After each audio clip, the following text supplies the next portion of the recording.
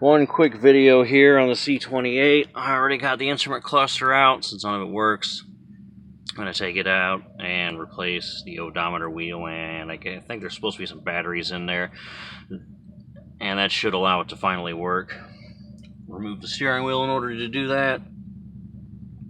And while I was at it, I went ahead and took this trim out because even though I replaced the oxygen sensor, this light up here that says O2 sensor, which you can't see because there it is, always illuminates. What that means is it's like a service interval thing where it suggests you check or replace the oxygen sensor. It doesn't mean it's bad. So what you do is you take all your trim off, lay it down, and then above the gas pedal there's this little doohickey inside here. I guess it's kind of like a mini odometer. That's kind of its deal.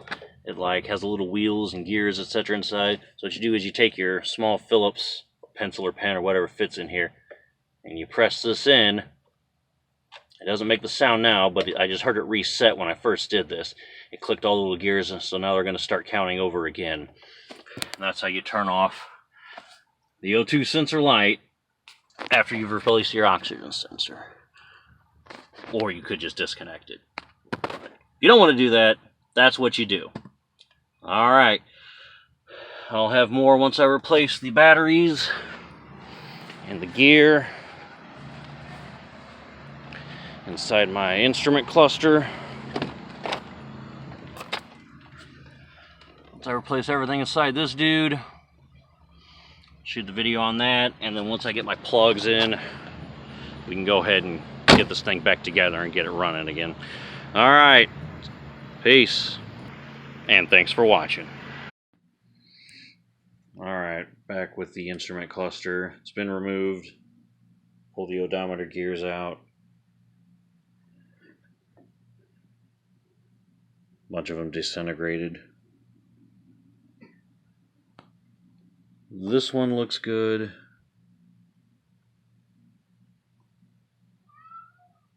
And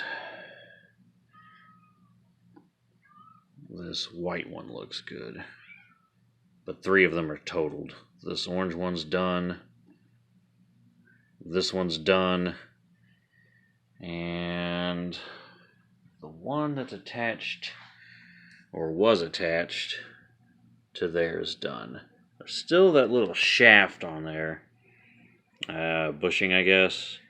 I'm going to have to cut that thing off with some needle nose plier, or some wire cutters, I reckon. Because there's no pulling that thing off.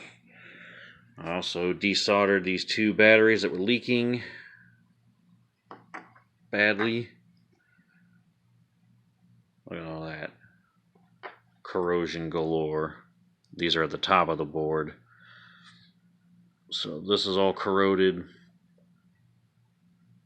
The underneath's corroded. And even this part of the board's starting to get corrosion on it from that battery eating through it, I guess. In any case, I'm going to clean all that up, clean these bulbs off, they're dingy. Clean them all up.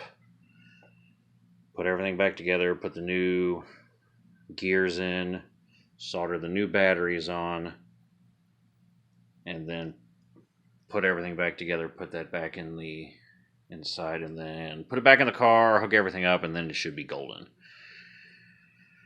Then the only other thing is replace the spark plugs. These dudes, they're very fouled out. Change the oil, fan clutch, and should be road ready.